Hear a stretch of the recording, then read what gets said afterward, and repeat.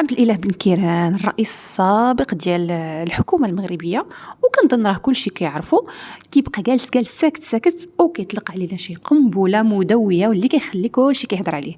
غالبا غادي تكونوا سمعتوا مؤخرا تصريحات ديالو واللي قال فيها بأن ولايات اللي هما حاليا جزائرية كانوا مدن مغربية، والأمر كيتعلق ببشار، تندوف، أضرار. هادو ولايات اللي كيف ما قلنا جزائرية، ولكن راه قديما كيف ما كنعرفوا حنا المغاربة، وغالبا غيكونوا كيعرفوها حتى الجزائريين ولكن ما كيبغيوش يعترفوا بأن هادو كانوا مدن مغربية وتابعة للدولة المغربية الشريفة.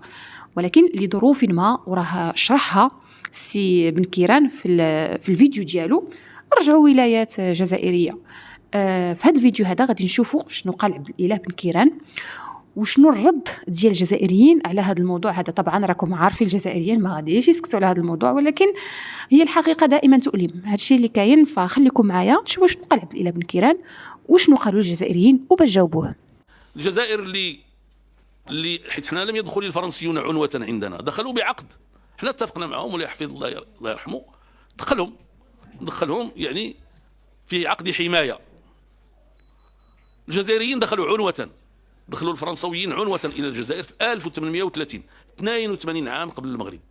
إذا كانوا على حدودنا وما قدوش يدخلوا الحدود ديالنا إلا في بعض يعني المناطق، وهي هذيك المناطق راه بعضها ما يزالون موضوع خلاف بيننا وبين الجزائريين، لأن ديالنا هذيك توات وتندوف وحسي بيضاء وحسي حسي وكون إلى آخره، هذيك المغربية والناس ديالها مغاربة كيصرفوا أقدار الله. ملي كان السي الشرقاوي رحمه الله السفير ديالنا في فرنسا، كانوا كيجيو لعنده تيقولوا له عطيونا الباسبور، حنا مغاربه عارفين راسنا مغاربه، فهمتينا ولا لا؟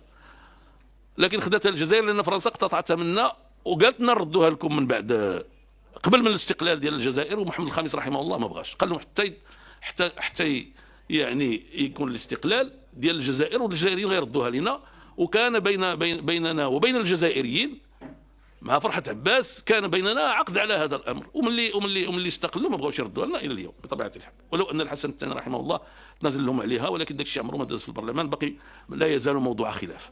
فانا تنبغي نقول لكم انه الجزائريين شرطوا على الفرنسويين وما كانتش بقات عندهم الدوله، كان عندهم الباي اللي كيمثل الاتراك، شرطوا عليهم جوج الحوايج ما يقيسوهم. شنو هما؟ العلاقات الشخصيه، يعني الزواج والطلاق والحضانه والميراث، هادو ما دخلوش الفرنسويين فيه، والأوقاف كذلك.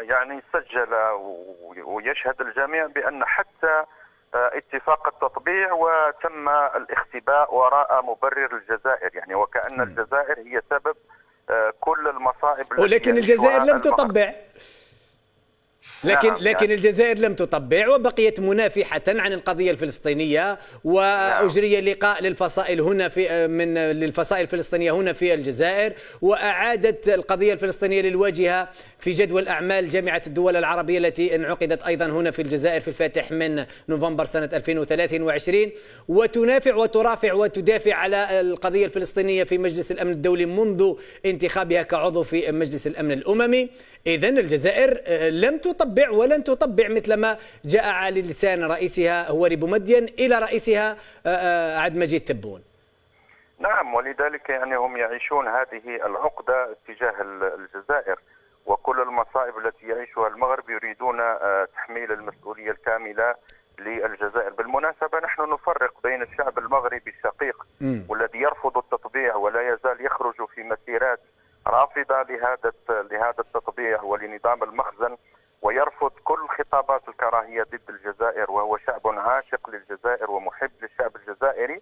وبين هذا النظام، نظام المخزن، وبعض النخب السياسية المستلبة والتي تبحث عن موطئ قدم لها في المشهد السياسي المغربي على حساب علاقات الأخوة بين الشعبين الجزائري والمغربي. ولذلك يعني تأتي هذه التصريحات بعدما خسر الرأي العام ومعركة الانتخابات ومعركة إرادة الشعب المغربي، هو يريد بمثل هذه التصريحات أن يعود إلى المشهد السياسي والتموقع أمام نظام المخزن. أنا في اعتقادي أن هذا التطاول كبير جدا على تاريخ الجزائر غير مقبول، وهذا التاريخ المرصع بتضحيات المجاهدين والشهداء، والحديث على هذه الحدود المزعومة للمغرب والتي تمتد إلى بشار وتندوف وغيرها رسمها مجاهدون وشهداؤنا بدمائهم الزكية المقدسة. ولماذا لا نسمع حديث أستاذ ناصر لو سمحت، لماذا لا نسمع حديث بنكيران على سبتة وعلى مليلية؟ لماذا مثلا؟ لما؟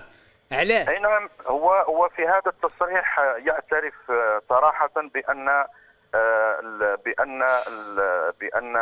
فرنسا دخلت إلى المغرب باتفاق الحماية بخلاف الجزائر. وكأنهم قالوا لهم تفضلوا يا سيدي، وكأن المغرب قالوا تفضل يلا نعم. تريد الدخول نعم. تفضل، لكن الجزائريون أبوا إلا أن يدافعوا على وطنهم وبلدهم وعلى أرضهم. نعم، وهذا اعتراف بأن هؤلاء لا يعرفون لا الجهاد ولا المقاومة ولا التضحية من أجل الوطن ولا على مواجهة العدو والاستعمار والاحتلال، بل سلموا المغرب باتفاق الحماية بخلاف الشعب الجزائري الذي نعم. يعني كسؤال أخير أستاذ ناصر، وهو يقود مثل هذه المقاومات الشعبية إلى ثورة تحريرية إلى الاستقلال. وكما قلت حدود الجزائر رسمت بالدماء، وهي الحدود المتفق عليها والمعترف بها دوليا، وبالتالي الحديث على ذلك هو اعتداء صارخ على السيادة الترابية. نعم. كسؤال أخير أستاذ ناصر، كل الأعراف والقوانين والشرائع. كسؤال أخير، المعروف على بنكيران أنه غارق في حالة مرضية منذ مدة طويلة وليست جديدة، والتي يمكن أن نسميها بسلس التصريحات الاستفزازية. يسقط هذه المرة أيضا. أستاذ ناصر، هل تعتبر هذه التصريحات لبنكيران تصريحات استفزازية؟ وكيف أو ما هو السياق التي جاءت فيه هذه التصريحات؟ أعتقد أن هو لا يحتاج إلى سياق أو مناسبة ليعبروا على مثل هذه التصريحات الاستفزازية، لأنها عقيدة متجذرة عندهم، ويلبسونها حتى اللباس الديني على اعتبار أنهم يعني يعيشون في حالة استعلائية لحالة احتلالية توسعية، بأن حدود المغرب التاريخية تتجاوز هذه الحدود الجغرافية المعترف بها دوليا. ولذلك قلت يعني ليس بالضرورة هذه التصريحات تأتي في سياق مناسبة معينة، بل هي متكررة ومستمرة، وتعبر عن حالة من التيه السياسي والأخلاقي الذي يعيشه، وكأنه يقوم بهذه المهمة، وهي مهمة قادرة في عملية تنشيط استراتيجية التوتر مع الجزائر، مع أن هذه القضايا الخطيرة والحساسة والمرتبطة بالجانب الدبلوماسي وبالعلاقات الدولية هي في أصلها من صلاحيات سيده الملك، ومع ذلك نعم. إذن أنت تقول بأنه هذا من صلاحيات الملك. إذن ما هو دور حزب العدالة والتنمية اليوم؟ هل تعتقد بأنه أصبح حزبا وظيفيا في يد العاهل المغربي؟ نعم، للأسف يعني هذا الحزب يعيش حالة من التيه بعدما وقع بنفسه الأمين العام للحزب، بعدما وقع بنفسه على يعني اتفاق التطبيع اللي هو كما قلت لم يعد مجرد تطبيع، بل هو تهويد بأكمله للمغرب، ويعني تطور إلى اتفاقيات عسكرية وأمنية واستخباراتية واتفاقيات ثقافية وتاريخية واجتماعية واقتصادية، وامتدت حتى إلى الصحراء الغربية. يعني هم الآن أدخلوا المغرب في حالة من التهويد الشامل وصهينة المغرب بأكمله.